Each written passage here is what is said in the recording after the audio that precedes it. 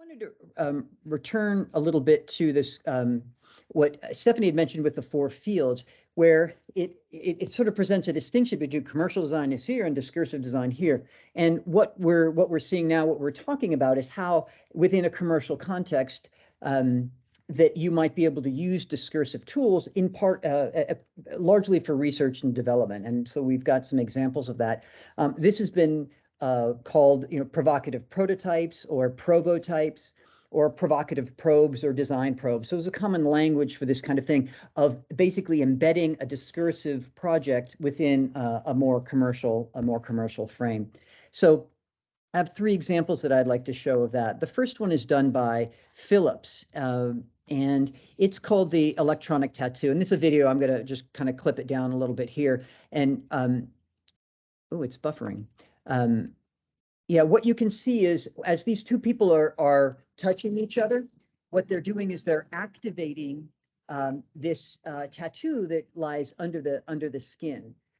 So this was a video that Philips had created, and they showed it to the public, and they got feedback on it, basically so they could help them, make better future products and better business decisions. So they weren't interested, and Philips wasn't interested in subcutaneous addressable ink, right, for tattoos, but they're really looking at the values of the consumers here. And this is something that the senior director at Philips of this Design Probes project at the time, Clive Van Heerden, was talking. And he expected people to kind of wonder, they were thinking, the questions like, oh, is this dangerous?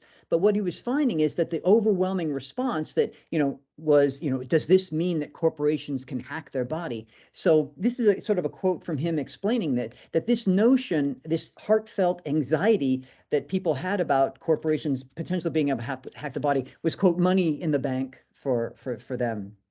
And this is other things of the Design Probes project. This is a little closer to the kinds of things that Philips does, but the same kind of approach. This is a project that was done in the UK. The Camden Council was slated to close 13 libraries due to funding cuts. And they went to Central St. Martin's and the design program there to help sort of look at this problem. And what they were doing is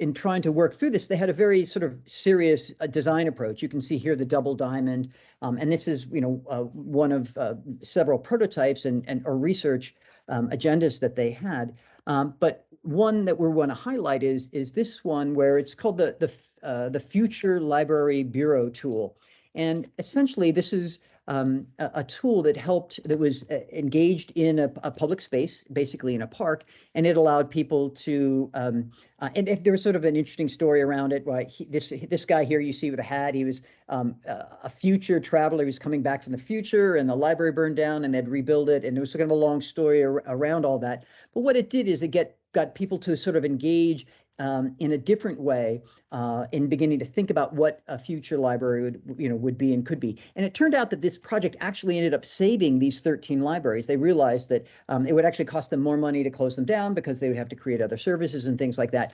But here's just another example of sort of doing something a little bit differently as far as the research and development goes.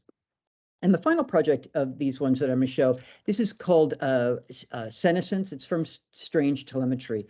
And this is, in their words, they worked with members of the public to generate evidence for a government office for science.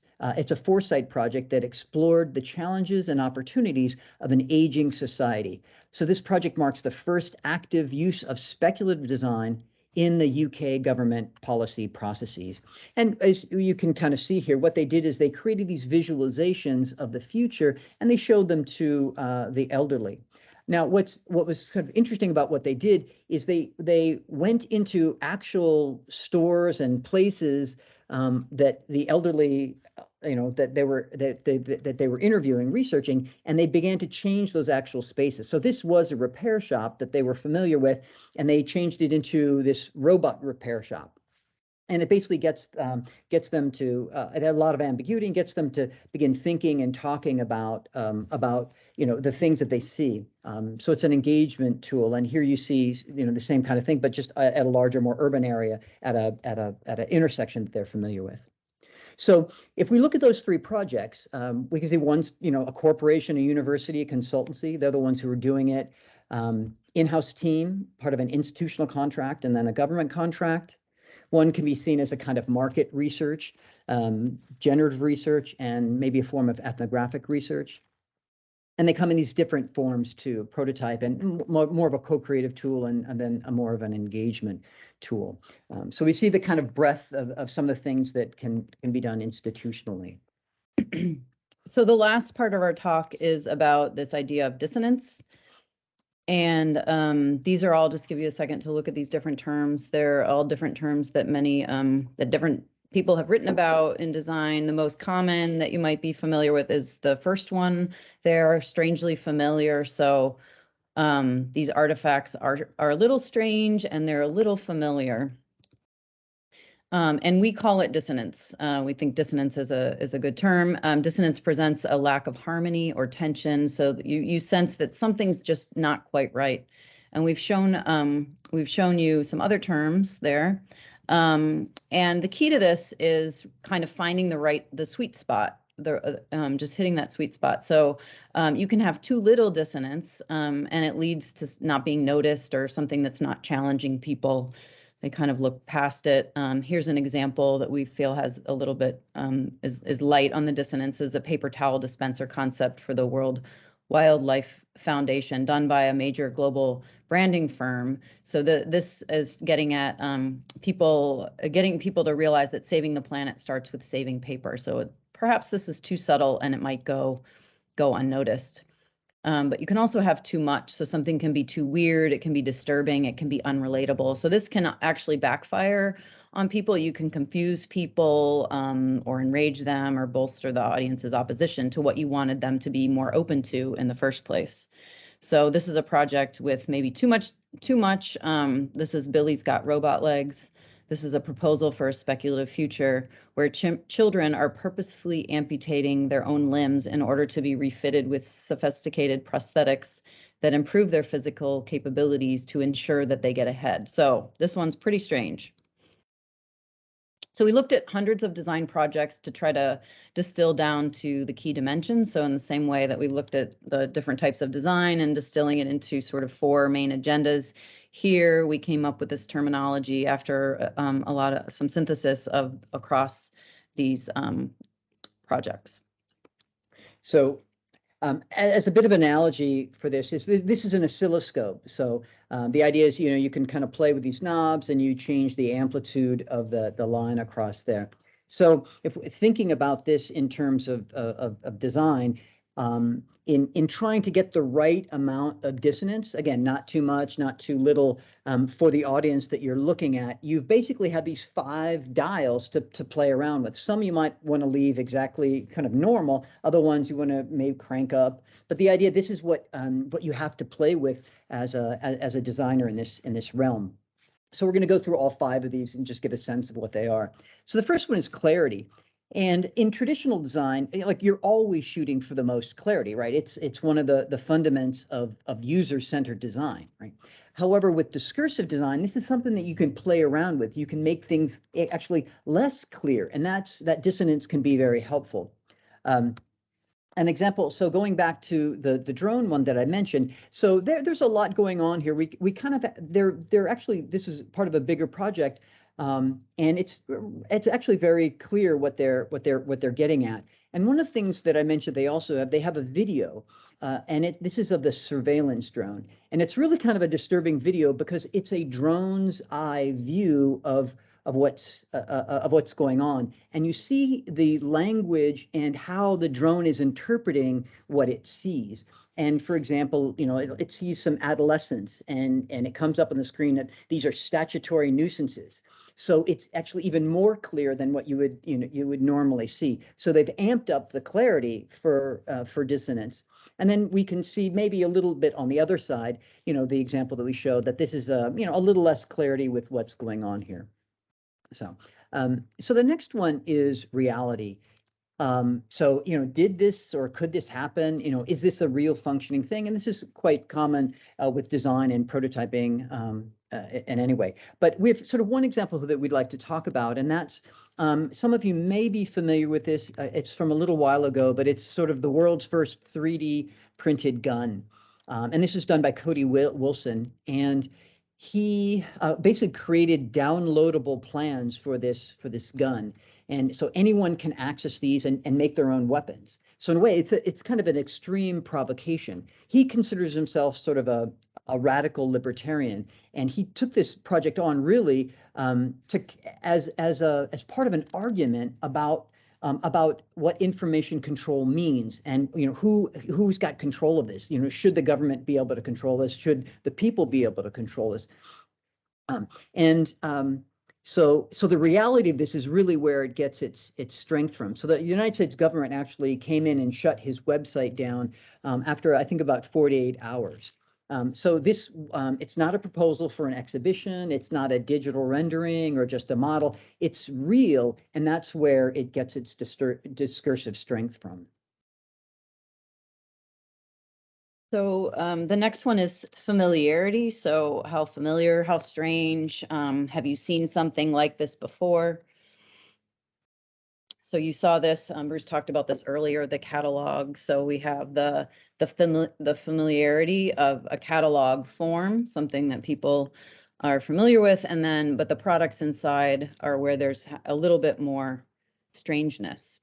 You also saw this one before. So the familiarity here was recreating similar spaces in the respondents' neighborhoods, but the strangeness was taking a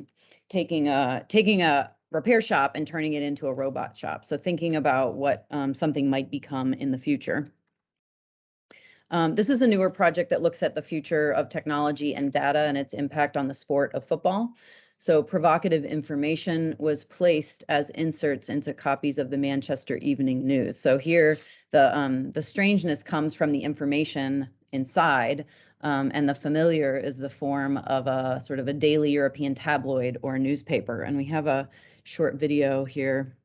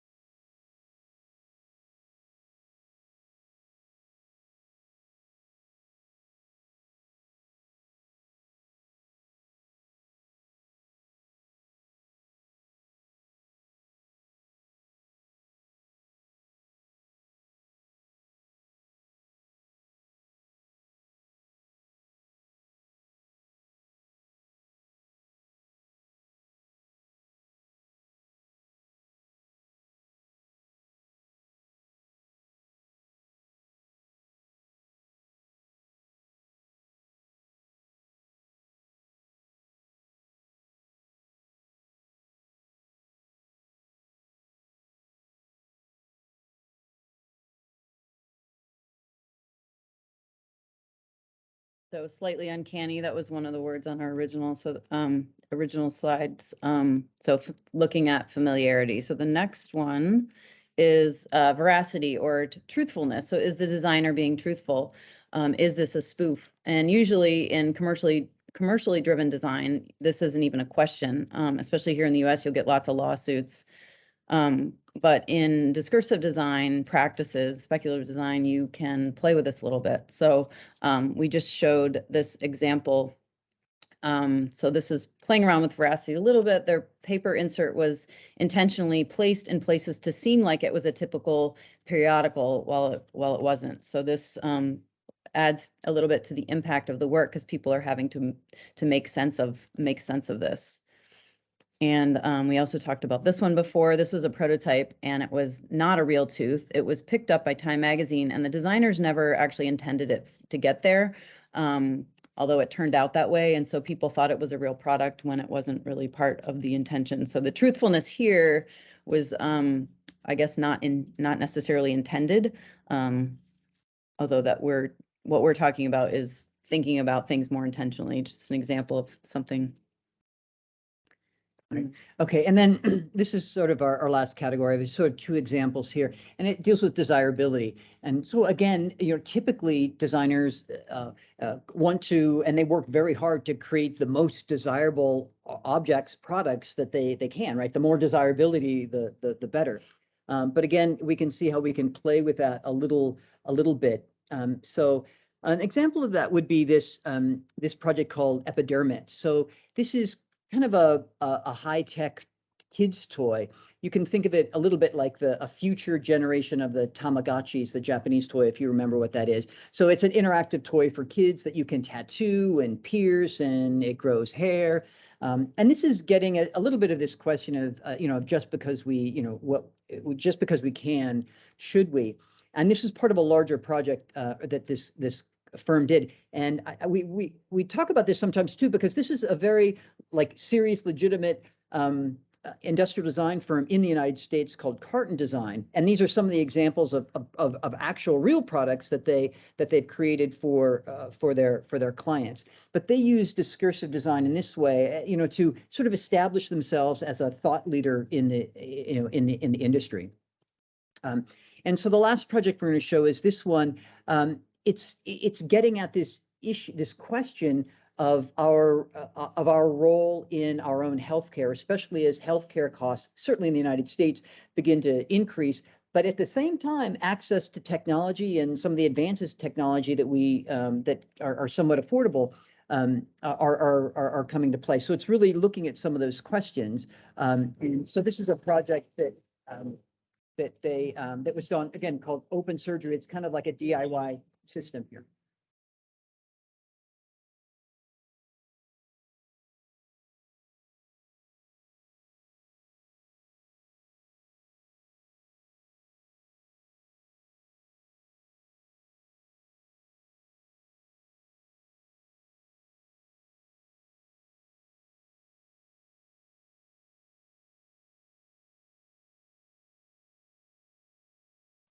So it's basically getting, an example that's sort of, pointing towards, the reality of this as a new possibility. So these are our 5 categories. So again, derived from all of these, hundreds of projects that we looked at. And again, thinking and trying to get, when you're doing these projects, the fundamental thing is this strangely familiar aspect, this dissonance. But you've got to get it just right for a particular audience.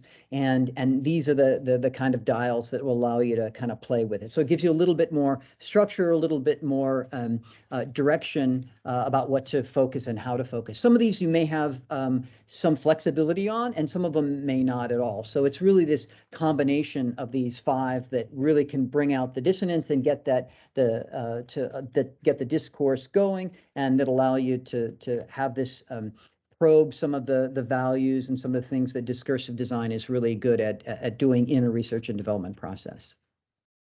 So with that, we are. This is the shortest presentation we've ever given on discursive design. But we've got some time, I believe, for some Q&A a little bit later. But I'll let Claudio sort of handle all of that. But thank you very much.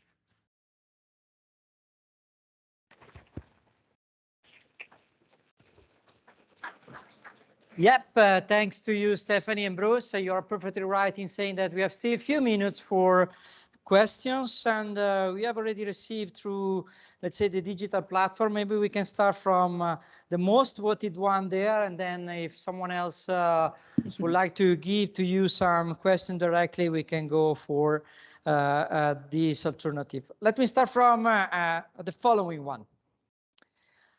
How can you make desirable futures desirable for everyone? How can you scale small initiatives to big ones? I would say if we if we could answer that question, it would be in another book as well too. That's really the holy grail. One, I don't think that you can.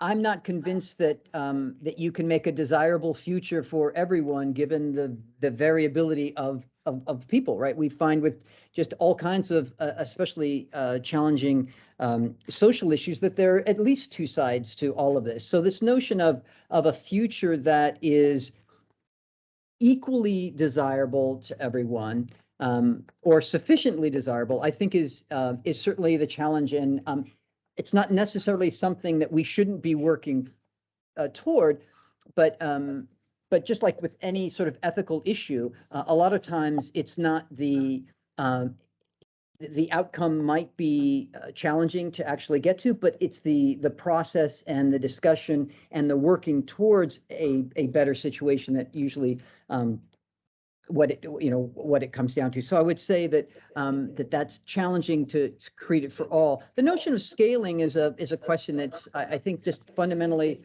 everyone struggles with. I don't know that we have any better answers than anyone else on scaling it. However, thinking about this kind of work, that its strength is that it can get at people's values. It's really hard to ask people questions in a survey or whatever to get at their deeper values, beliefs, attitude. However, when we use provocation, those are easier to come to the fore. And I would say that the more that we know about different people's values, the more that a designer, a corporation would be able to attend to those. So we'd say these are better tools to do what you do, to do what you do, and to work towards those kinds of ends.